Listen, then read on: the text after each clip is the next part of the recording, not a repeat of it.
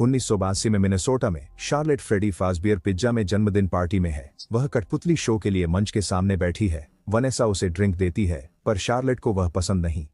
जब Vanessa Charlotte को दूसरे बच्चों के साथ मेज पर आने को कहती है तो शार्लेट बताती है कि उसे कोई पसंद नहीं करता और कठपुतली ही उसका एकमात्र सहारा है। वनेसा वादा करती है कि कठपुतली बाद में भी वहीं रहेगी और शार्लेट को ठीक केक के समय मेज पर ले आती है। पार्टी से उबकर शार्लेट चारों ओर देखती है और पाती है कि एक लड़के को स्प्रिंग बोनी सूट पहने एक व्यक्ति पिछले दरवाजे से ले जा रहा है। वह मदद के लिए किसी भी वेस्ट को ढूंढने दौड़ती है, लेकिन कोई उसकी नहीं सुनता। फिर शार्लेट पिछले दरवाजे की ओर भागती है और वनेसा उसे रोकने की कोशिश करती है, लेकिन रोक नहीं पाती। दरवाजे के पीछे शार्लेट को एक अंधेरा गलियारा मिलता है। वह आवाज का पीछा करते हुए एक कमरे में पहुंचती है, जहां वह अपहरणकर्ता को कुछ धोते हुए और लड़के को फर्श पर बेहोश पड़ा देखती है। शार्लेट सावधानी से चुपके से जाती है और लड़के को उठाकर जितनी जल्दी हो सके भागने लगती है। स्प्रिंग बोनी उसे सुनता है, चाकू लेता है और उसका पीछा करता है। कुछ ही देर में शार्लेट धुंधली नजर से मंच पर आती है और ध्यान खींचने के लिए चिल्लाती है। लड़के को नीचे रखने के बाद वह गिर जाती है। पीछा करते समय उसे चाकू लगा था। उस पल मंच खुलता है और शार्लेट हैच से गिर जाती है। फिर मैरियनेट अपनी बाहों में मृत शार्लेट को लिए हुए बाहर आती है। उसके बाद यह मौत खबर में आती है और पिज्जेरिया की जांच होती है। हालांकि अधिकारी इसे एक दुर्घटना बताते हैं और प्रतिबंधित क्षेत्र में घुसने का दोष शार्लेट पर मढ़ते हैं। कंपनी घोषणा करती है कि वे हमेशा के लिए व्यवसाय बंद कर रहे हैं। हालांकि कुछ महीनों बाद वे नए स्थानों के साथ वापस आते हैं। 20 साल बाद वनेसा बुरे सपने से जागती है। माइक उसे डिनर पर चलने को कहता है। वनेसा हाँ कहती है। माइक की बहन एबी उसे चिढ़ाती है, पर वह कहता है वे सिर्फ दोस्त हैं। बाहर निकलते हुए वह माइक के दोस्त जेरेमिया को नमस्ते करती है, जो घर पेंट करने आया है। काम करते हुए जेरेमिया कहता है कि वनेसा शायद पागल है। माइक इससे इनकार करता है। फिर वे माइक की चाची की बात करते हैं, जिसने फासबियर पिज्जेरिया में भालू मारने की कहानियां सुनाई थीं। माइक जेरेमिया से अपनी चाची से अपने संबंध को गुप्त रखने के लिए कहता है, क्योंकि वह नहीं चाहता कि एबी को गलत तरह का ध्यान मिले। स्कूल बस में एबी दूसरे बच्चों को कहानियां सुना रही है। वह स्थानीय पिज्जेरिया के मैस्कॉट्स की शिकार थी। वह पुलिस अधिकारी वनेसा और माइक की बदौलत बच पाई, जो वहां सुरक्षा गार्ड थे। कुछ बच्चे उसे पागल समझते हैं, पर दूसरे उसे पसंद करते हैं और साथ में लंच पर बुलाते हैं। एक लड़का पूछता है कि क्या वह पिज्जेरिया वापस जाएगी, और एबी मानती है कि वह अपने एनिमेट्रॉनिक दोस्तों को देखना चाहती है, पर वे खराब हैं। माइक ने कुछ समय पहले उन्हें ठीक करने का वादा किया था, पर उसने नहीं किया। विज्ञान की क्लास में मिस्टर बर्ग सबको याद दिलाते हैं कि उन्हें शनिवार तक अपने प्रोजेक्ट पूरे करने होंगे। फिर वह फेस फेस्ट नामक एक कार्यक्रम के बारे में बड़बड़ाने लगता है, क्योंकि यह विज्ञान मेले की उसी रात को होगा। फेस फेस्ट पिज्जेरिया के एनिमेट्रॉनिक्स के प्रशंसकों के लिए है, जिसे बर्ग रोबोटिक्स का मजाक मानता है। जो छात्र मेले में नहीं आएंगे उन्हें वह फेल कर देगा। फिर बर्ग हर प्रोजेक्ट देखता है और पाता है कि एबी का काम अधूरा है। वह स्कूल की प्रतिष्ठा के लिए केवल प्रभावशाली रोबोट चाहता है, इसलिए मेले की सूची से उसका नाम हटा देता है। एबी की नई दोस्त सोचती है कि वह प्रतिभाशाली है और खुद एनिमेट्रॉनिक्स ठीक कर सकती है। जब एबी घर जाती है तो माइक से एनिमेट्रॉनिक्स देखने की अनुमति मांगती है, लेकिन वह मना कर देता है और उसे असली बच्चों से दोस्ती करने को कहता है। फिर एबी स्पेक्ट्रल स्कूपर्स नाम का शो देखती है, जहां 3 लोग पुराने घरों में भूत ढूंढते हैं। रेस्तरां में वेनेसा माइक से कहती है कि उसे एनिमेट्रॉनिक्स ठीक करने के बारे में झूठ नहीं बोलना चाहिए। माइक बताता है कि उसने अपने सपनों से अपने सदमे का सामना किया और वेनेसा को भी ऐसा ही करना चाहिए, क्योंकि उसे बुरे सपने आते रहते हैं। जब माइक घर आता है तो एबी जा चुकी होती है।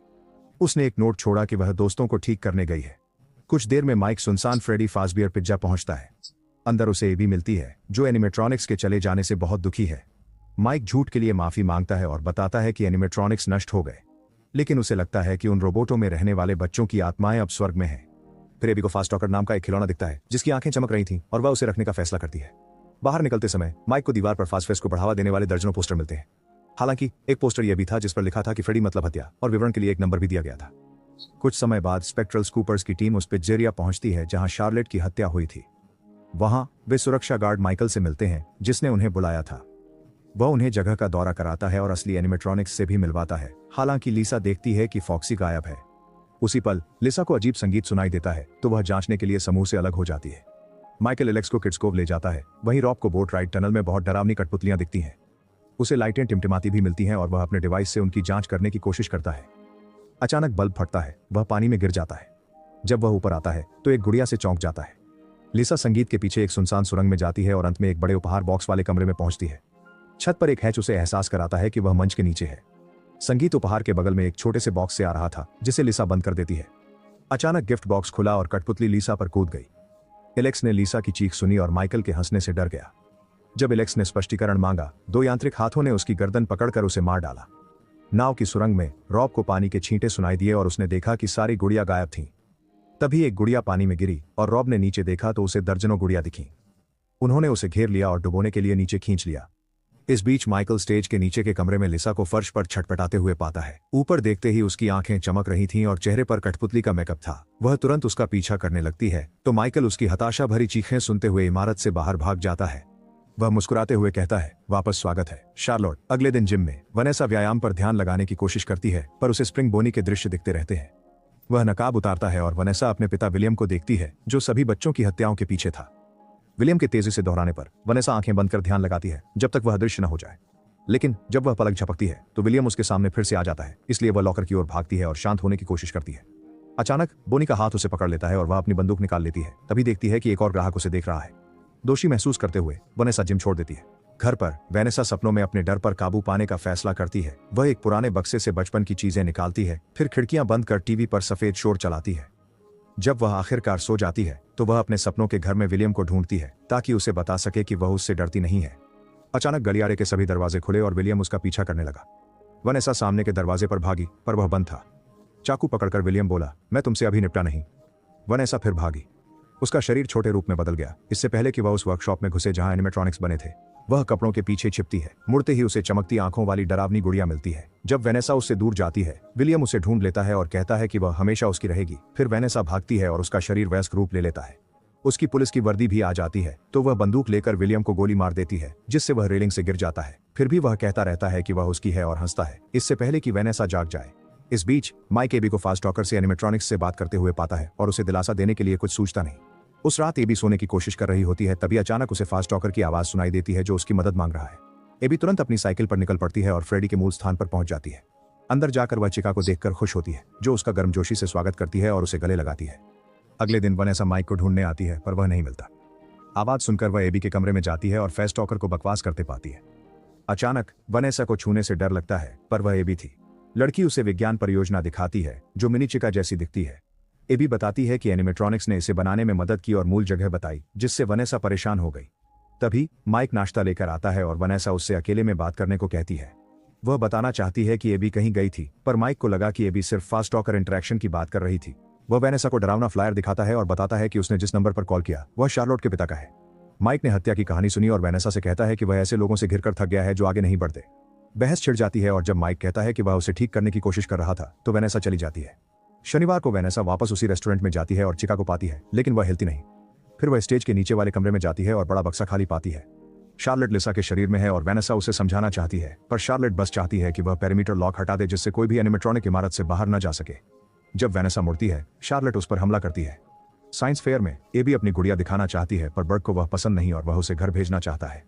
एबी मना करती है और एक खाली मेज की ओर इशारा करती है तो बर्ग अपना मन बदलने का नाटक करता है और मिनी चिका को दिखाने के लिए पकड़ लेता है। फिर वह उसे तोड़कर गिरा देता है और दुर्घटना का नाटक करता है। बर्ग उसे पूरे नंबर देने को कहता है ताकि वह घर जा सके, जबकि वह कचरा साफ करता है और एबी रोते हुए भाग जाती है। जल्द ही एबी रेस्टोरेंट पहुंचती है और सांत्वना पाने के लिए चिका को गले लगाती है। जब चिका सुनती है कि क्या हुआ तो वह एबी के विज्ञान प्रोजेक्ट बनने को तैयार हो जाती है, लेकिन पहले उसे किसी चीज में उसकी मदद चाहिए। उसी समय शार्लोट ने वेनेसा को बंधक बना रखा है और उसे कैमरे पर सब कुछ देखने के लिए मजबूर कर रही है। यह असली चिका नहीं है, शार्लेट उसे वायरलेस नियंत्रित कर रही है। वह एबी को जान से मारने की धमकी देती है अगर उसे पासवर्ड नहीं मिलता तो वेनेसा उसे दे देती है। चिका कोड दोहराती है और एबी कंप्यूटर पर लिखती है। इससे एनिमेट्रॉनिक्स से सारे प्रतिबंध हट जाते हैं, जिससे चिका, फ्रेडी और बोनी आखिरकार जा सकते हैं। एबी टैक्सी बुलाती है और ड्राइवर चिका को देखकर चौंक जाता है जो पोशाक में एक व्यक्ति होने का नाटक करती है। इस बीच माइक शार्लोट के पिता हेनरी से मिलने जाता है जो बताता है कि माइक ही एकमात्र ऐसा व्यक्ति है जिसने ईमानदारी से सवाल पूछने के लिए उस नंबर पर कॉल किया था। बाकी सभी कॉल मजाक थे। माइक बताता है कि उसके छोटे भाई को विलियम ने पिज्जेरिया में मार दिया था और हेनरी को यकीन है कि विलियम ने शार्लोट को भी मारा था, इसलिए उसे लगता है कि फेजफेस्ट मृत बच्चों की यादों का अपमान है। हेनरी के चित्रों और अखबारों के लेखों के संग्रह को देखते हुए वह देखता है कि पिज्जेरिया में एक रिवर राइड है। काम करते हुए उसे वह नहीं दिखा। हेनरी बोले कि वह आकर्षण सिर्फ मूल जगह पर था। एबी की ड्राइंग्स में यह राइड देखकर माइक को चिंता होती है। वह स्कूल फोन करता है पर पता चलता है कि उसकी बहन वहां नहीं है। वह उसे ढूंढने बाहर जाना चाहता है।